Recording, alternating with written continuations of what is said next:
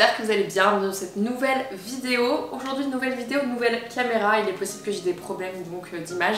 Soit c'est beaucoup mieux, soit je ne sais toujours pas l'utiliser, c'est une catastrophe. Bref, vous m'en direz des nouvelles. En tout cas aujourd'hui, si vous n'avez pas encore remarqué, je ne suis pas chez moi. Il est possible qu'en 2022 je tourne énormément de vidéos loin de chez moi parce que j'ai envie de bouger, j'ai la bougeotte. Ça ne m'empêche pas aujourd'hui de vous tourner donc cette vidéo, elle était prête, j'avais très envie de vous la faire depuis un moment et je me suis dit bon, on est là, c'est pas grave, c'est parti. Aujourd'hui je vais vous partager mes astuces pour trouver un stage. J'ai zoomé un peu parce que je préfère, je crois. Donc dans une première partie de vidéo, on va vraiment parler de LinkedIn et comment upgrader son profil pour remonter dans les recherches et réussir à trouver potentiellement un stage grâce à ce réseau social professionnel. Et dans une seconde partie, on verra en fonction du type de stage que vous recherchez, sur quelle plateforme postuler et puis également quels sont les inconvénients et les avantages de chacune des solutions.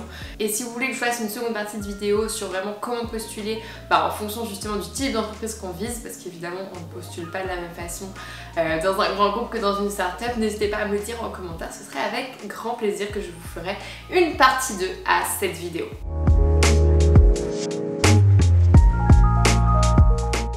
Moi-même, honnêtement, quand j'ai commencé il y a quelques années maintenant, ça remonte, j'avoue, à vouloir trouver un stage et que je n'avais jamais trouvé de stage de ma life, quel a été mon réflexe? Ça a été de demander aux dernières années de mon école comment eux avaient trouvé leur stage. C'est pas un si mauvais réflexe, au moins je suis pas restée dans mon coin, cependant j'ai vite réalisé qu'eux-mêmes n'étaient pas forcément plus avancé que moi et il me disait oui en fait il y a tel ancien qui bossait dans telle entreprise et donc en fait j'ai eu le stage de cette façon etc, donc en gros on faisait jouer le réseau de notre école, alors qu'en vrai on peut carrément sortir de ce réseau d'école et réussir à trouver un stage totalement autre, même si avoir un réseau dans son école c'est quand même un plus, parce qu'il y a aujourd'hui internet dont LinkedIn et que donc tu peux vraiment faire ce que tu veux. En 2022 avoir un profil LinkedIn c'est un must-have, c'est obligatoire au même titre que tu as un compte Instagram ou un compte TikTok.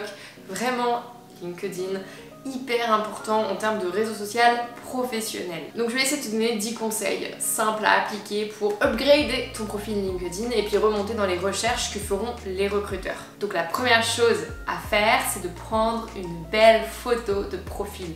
C'est bête mais c'est la première chose sur laquelle les recruteurs vont tomber. Donc quand je dis belle photo de profil, je dis pas que tu dois te pimper de ouf, mais genre t'es normal, on va dire comme là je suis maintenant, et tu vas être sur un fond, comme là typiquement un fond blanc, tu vas pas être dans une soirée typiquement, tu vas pas faire une photo de soirée, tu ne vas pas non plus recadrer une photo de famille pour mettre que ta tête, non non non, ça doit vraiment être une photo que tu as prise pour cet objectif LinkedIn. Ce que je peux te recommander qui marche plutôt pas mal, c'est d'être un petit peu de profil, genre tout le monde est comme ça sur LinkedIn, genre tout le monde est de profil et puis là il faut un grand sourire, enfin même pas un grand sourire, un petit sourire genre ça. Là je pourrais faire une petite photo LinkedIn, donc ça c'est typiquement le genre de photo qui marche. Il faut qu'elle soit bien éclairée, il faut qu'il y ait un bon contraste et on ne met aucun filtre. Les filtres tu te les gardes pour Instagram ou pour TikTok, pas de filtre sur LinkedIn, non non non. Des conseils basiques, ce que je peux te recommander c'est simplement de prendre ton téléphone, de te mettre sur un fond blanc et de passer genre 10 minutes avec ta maman, ton papa, ton frère, ta soeur, peu importe, à bien la cadrer. Ah oui, un autre conseil, c'est d'avoir le regard, là je regarde mon retour de caméra parce que j'essaye de vérifier que moi-même ça marche aussi pour la caméra, d'avoir le regard à peu près aux 2/3 de l'écran. On ne peut pas être genre tout en haut ou tout en bas, d'ailleurs le visage centré au centre de l'écran c'est dégueulasse. Il faut vraiment avoir le regard aux 2/3 de l'écran et c'est comme ça qu'une photo est bien cadrée, enfin en tout cas c'est la recommandation que je peux te faire. Deuxième photo hyper importante, ta photo de couverture qui est souvent très négligée. Je vois même des gens ils gardent la photo de couverture par défaut, alors qu'en vrai pareil on va tomber dessus directement quand on va regarder ton profil. Donc pour moi elle est vraiment pas à négliger, loin de là. Par exemple si tu es dev, ce que je peux te recommander c'est de mettre en fait les logos des langages dans lesquels tu développes. Si tu as envie de travailler dans le domaine des énergies renouvelables, tu mets des petites éoliennes. En tout cas tu as compris, l'objectif de cette image c'est qu'en un clin d'œil on sache exactement ce que tu veux faire. Troisième point extrêmement important, le titre de ton profil. Alors pourquoi je dis c'est extrêmement important, c'est parce que ce sont les mots-clés qui vont te permettre de remonter dans les recherches réalisées par les RH. Et oui, parce que les RH sont sur LinkedIn et qui vont chercher des profils à recruter sur LinkedIn. Donc si tu mets dans ton titre le nom de ton école, potentiellement c'est pas ce que les RH vont rechercher. Ils vont plutôt rechercher quelque chose du type développeur web ou growth hacker ou marketing digital. Donc pour ma part ce que j'ai mis c'est no code maker, créatrice de contenu marketing digital. Pourquoi? Parce que ce sont les missions que je recherche actuellement en freelance, enfin même si actuellement en vrai je recherche aucune mission puisque j'en ai déjà pour toute l'année là, mais No Code Maker et marketing digital, ce sont les missions que je réalise actuellement, et créatrice de contenu c'est un peu plus large, c'est quelque chose pour dire que c'est ce que je fais aussi pour Bright Future. Et quand on regarde un peu plus en détail mon profil, on comprend que ce ne sont pas que des contenus de marketing digital à destination des réseaux sociaux, mais que je crée également des contenus pédagogiques. Ensuite, quatrième point, sur LinkedIn, tu as la possibilité d'annoncer aux recruteurs qui vont rechercher des candidats que tu es actuellement à la recherche d'un emploi, ce qui est très cool. Et tu vas même pouvoir justement renseigner le type d'emploi, donc ici stage, que tu recherches, le type d'entreprise, la localisation, donc plein de choses qui vont permettre à la fois à toi de cibler ta recherche et aux recruteurs de cibler les candidats. Donc c'est vraiment hyper important. Et donc tu verras que quand tu t'inscriras, tu pourras cliquer sur commencer ici et tu pourras renseigner pas à pas tout ce que demande LinkedIn justement pour remonter dans ces recherches réalisées par les recruteurs. Cinquième point qui est pour moi vraiment essentiel, genre je trouve les gens ils la négligent de ouf alors que moi c'est le premier truc que je lis dans les profils des gens, c'est la partie info dans laquelle tu vas pouvoir te décrire, tu vas pouvoir parler de toi un petit peu et dire ce que tu recherches, dire qui tu es. Et d'ailleurs je vais te proposer une structure simple et succincte pour réussir à te présenter. Donc la première chose que je te recommande de faire c'est d'avoir une phrase dans laquelle tu vas présenter qui tu es, qu'est-ce que tu fais. Donc là justement tu vas pouvoir mettre je suis étudiant dans telle école, je m'intéresse à tel domaine, je développe dans tel langage. La deuxième partie c'est que recherches-tu, donc c'est là seulement que tu vas mettre que tu recherches un stage. Mais ce n'est pas tout, il faut également que tu renseignes le type de poste que tu recherches et potentiellement le domaine d'activité que tu recherches ou les valeurs que tu recherches. Et donc pour ma part, j'ai mis par exemple que je souhaitais faire du no-code pour des entreprises qui font bouger les lignes, qui ont un impact social. Donc typiquement si tu parles éducation, écologie, moi ça me parle directement. Et enfin, aspect essentiel de cette partie, tu mets en bas pour me contacter ton adresse mail et il faut absolument que ton adresse mail soit professionnelle. Genre vraiment, j'en vois encore beaucoup trop qui ont une adresse mail avec un pseudo. Non, ça tu le gardes pour ton blog, tu le gardes pour ton Instagram. Il ne faut pas mettre de pseudo, tu mets nom.prénom ou prénom.nom ou nom_prénom et tu peux utiliser simplement une adresse Gmail, ça ira très bien même si j'aime pas faire la pub de Google. En vrai c'est ce qui fait aujourd'hui le plus professionnel. Donc vraiment une adresse professionnelle c'est hyper important et une adresse mail que tu consulteras quotidiennement. Sixième point, tu vas pouvoir ajouter tes formations et même si on a beau dire tout ce qu'on veut, on a beau dire oui les entreprises ne regardent pas les écoles maintenant c'est de mieux en mieux et tout. Encore il n'y a pas longtemps j'écoutais l'interview d'un CEO qui disait non c'est faux, je ne regarde pas les diplômes dans le sens où ce n'est pas parce que la personne n'a pas eu tel diplôme qu'elle n'est pas smart, c'est vrai, genre ça n'a aucun rapport. Cependant statistiquement quand tu recherches un profil quand tu es CEO, tu vas plutôt te diriger vers des profils de telle ou telle école parce que tu sais que statistiquement ce sont des profils qui vont avoir les compétences que tu recherches, voilà. C'est bête, ils ont suivi telle formation, on sait qu'ils ont appris telle et telle chose qui vont être utiles pour tel job, parce que je connais le job que je propose. Il faut absolument que tu penses aussi, ça c'est quelque chose, on ne le dit pas trop, mais les études ne s'arrêtent pas à l'école que tu es en train de réaliser. Si tu as suivi des formations en ligne, que ce soit sur Open Classroom ou toute autre plateforme, il faut que tu les mettes aussi. C'est totalement valorisable et en vrai ça va même te différencier de tes camarades qui potentiellement eux auront que cette école justement pour laquelle tu recherches un stage à mettre dans leur formation. Septième point, ajouter ces stages et ces expériences professionnelles. Donc là c'est si tu en as déjà mis. Alors ces stages, si tu en as déjà fait évidemment il faut les mettre. Mais les expériences professionnelles, ce n'est pas forcément des expériences professionnelles comme on l'entend, ça peut être un job d'été. C'est déjà une expérience professionnelle de faire un job d'été, c'est déjà une expérience professionnelle de garder des enfants ou de donner des cours particuliers. Et même, ça prouve que même pendant tes études, tu as eu des petits jobs qui t'ont aidé à potentiellement financer tes études justement, donc que tu t'es bougé. Et donc à partir de là, moi perso, je déteste recruter des profils où je me rends compte qu'ils ont un bac+5, ils ont potentiellement... juste 2 stages parce qu'ils ont fait les 2 stages obligatoires pendant leurs études et ils n'ont jamais travaillé de leur vie. Là je me dis mais les gars, mais vous avez 22 ans, vous êtes passé déjà à côté de tellement de choses. Il faut absolument bosser pendant ses études, c'est essentiel, c'est tout aussi formateur que les stages obligatoires en entreprise. De la même façon, je peux te conseiller une structure pour présenter tes stages qui soit très simple. Donc la première, c'est de représenter le contexte dans lequel tu as réalisé la mission. Donc typiquement, on va prendre un exemple d'un job d'été pour que vous vous rendiez compte que c'est applicable à tout. Par exemple, tu vends des glaces l'été sur la plage. Donc contexte, on peut dire que chaque été, l'entreprise qui vend des glaces à tel endroit recrute une dizaine de serveuses pour servir les clients étant donné que la demande est plus forte en cette période. Donc tes missions ça a été de servir les clients. Donc si c'est vrai, tu peux aussi ajouter par exemple que tu as participé à la création des plannings, à la formation des nouvelles recrues, ou par exemple que tu as même réalisé une enquête pour savoir quel futur parfum développer pour l'entreprise. Les possibilités sont multiples et je sais, parce que j'ai fait des jobs d'été, que souvent ça ne s'arrête pas du tout à j'ai servi des clients. Et donc tous ceux qui ont fait des jobs d'été là le confirment, c'est certain, ce n'est pas juste ça.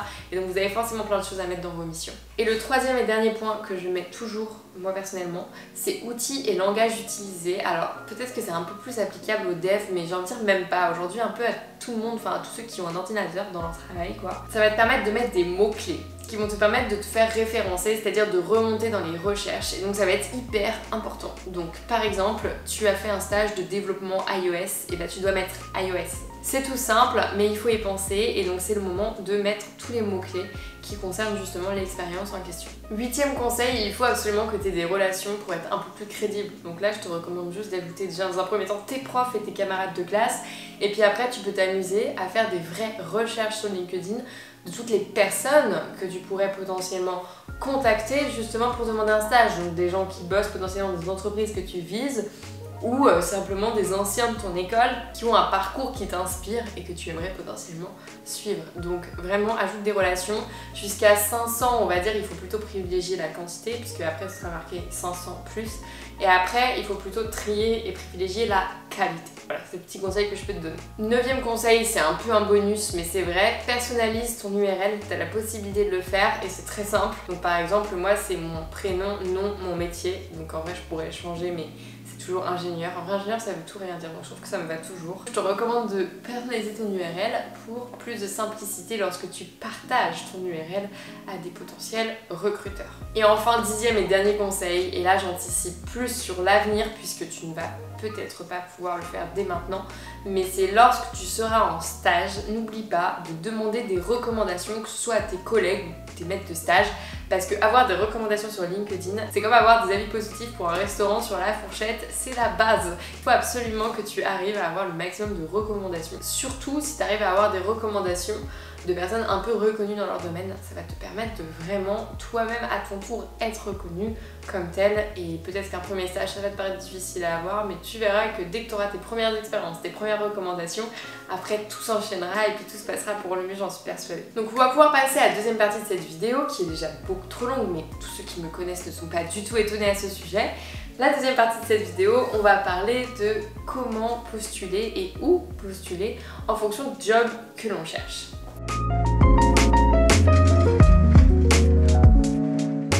Donc pour cette partie, j'ai resubdivisé en 3 grandes catégories. Pour moi, la première, c'est les grands groupes, la deuxième catégorie, c'est les boîtes de prestations, et la troisième, c'est justement les startups. Alors pourquoi j'ai choisi de faire comme ça? Tout simplement parce qu'on ne postule pas sur les mêmes plateformes pour chacun de ces types de jobs.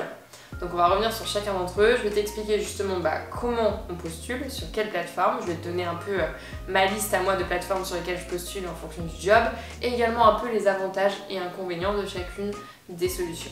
Donc on va commencer sans plus tarder, et on va commencer par les grands groupes. Donc les plus grandes plateformes sur lesquelles postuler, qui sont les plus connues, on va dire que c'est Indeed, Cadre Emploi, l'APEC, Monster.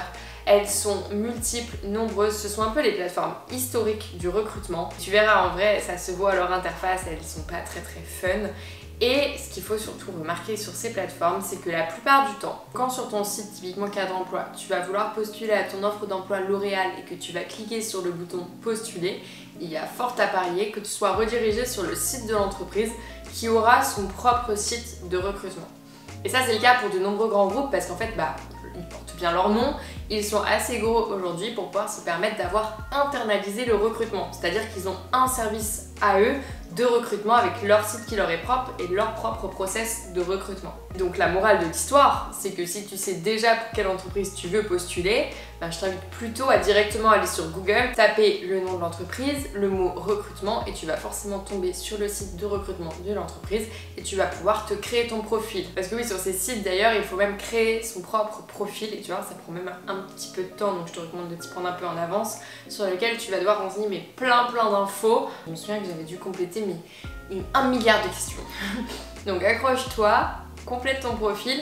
Et l'avantage c'est que tu seras dans leur base de données de candidats et que donc grâce à ça, tu pourras être potentiellement recontacté s'il y a une offre d'emploi qui correspond à ton profil. Alors quels sont les avantages à bosser dans un grand groupe? Alors pour être totalement transparente avec toi, ça va être déjà le salaire et tous les avantages sociaux qu'il y a autour, le CE, la cantine, la salle de sport, tout. En vrai, les grands groupes ont du budget et ils savent comment attirer les talents. Donc très sincèrement, je n'ai jamais été aussi bien payée que quand je bossais dans ces grandes entreprises. Donc ça c'est quand même un avantage non négligeable. Deuxième avantage non négligeable, les horaires sont plutôt tranquilles. Enfin quand je dis tranquille, tu fais tes 35 heures et basta. Ce qui est quand même pas mal parce que c'est pas le cas dans plein d'entreprises. On sait très bien qu'il y a plein d'heures supplémentaires de partout. Alors il y a quand même quelques inconvénients, tu t'en doutes, parce que sinon potentiellement je ne serais pas là en train de te faire cette vidéo et peut-être que je serais juste restée dans mon grand groupe. Mais les inconvénients que moi je vois, c'est que typiquement, c'est un grand groupe, c'est une grosse machine, tu peux pas arriver et proposer des changements comme ça, c'est très traditionnel et hiérarchique, donc tu ne peux pas te dire, bah voilà, j'ai envie que ça fonctionne comme ça, donc je vais changer ça, non, tu n'es qu'un engrenage dans une très grande machine. Donc si tu aimes le changement, si tu aimes quand ça va vite, et si tu es très proactif et que tu aimes que tes idées soient écoutées et que tu en as 20 000 à la seconde, c'est typiquement pas dans les grands groupes que tu vas te sentir bien.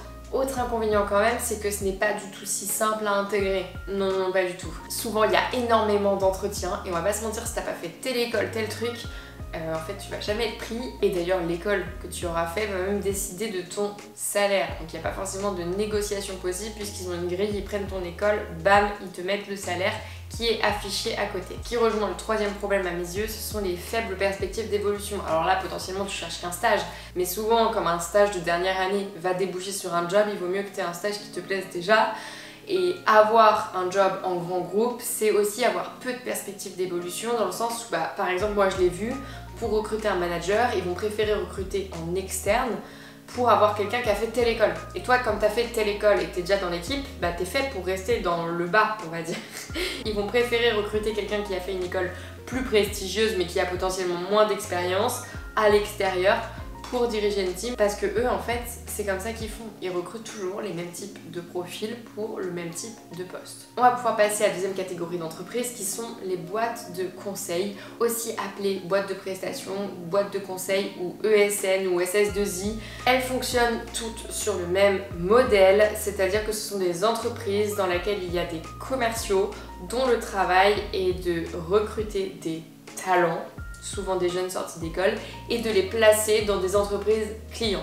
Et d'ailleurs aussi de développer leur portefeuille client. C'est-à-dire que les commerciaux, à la fois ils ont des objectifs d'augmentation du nombre de clients qu'ils ont dans leur portefeuille et d'augmentation du nombre de consultants qu'ils placent chez leurs clients. Donc par exemple, si vous êtes recruté dans une grande entreprise, une grande boîte de conseil que l'on connaît tous, qui s'appelle Alten, eh bien vous allez potentiellement pouvoir être placé chez Sephora, et donc votre manager va être le commercial qui vous aura placé chez Sephora, ce sera votre responsable hiérarchique, vous aurez un contrat avec votre boîte de prestations, à aucun moment vous aurez un contrat avec Sephora, pour autant tous les jours vous allez aller bosser chez Sephora parce qu'en fait vous êtes en mission chez Sephora, et donc ce sont des missions qui peuvent aller de 3 mois à parfois 3 ans, donc ça peut être très long, et d'ailleurs parfois ça peut même déboucher par une proposition de poste en interne, donc ça peut être une façon d'intégrer un grand groupe, puisque oui, ce sont plutôt des grands groupes qui font appel à des boîtes de prestations pour trouver des talents. Si vous vous retrouvez, là on fait un petit point vocabulaire, mais si vous vous retrouvez dans une situation où vous n'avez pas de mission, on appelle ça une situation d'intercontrat.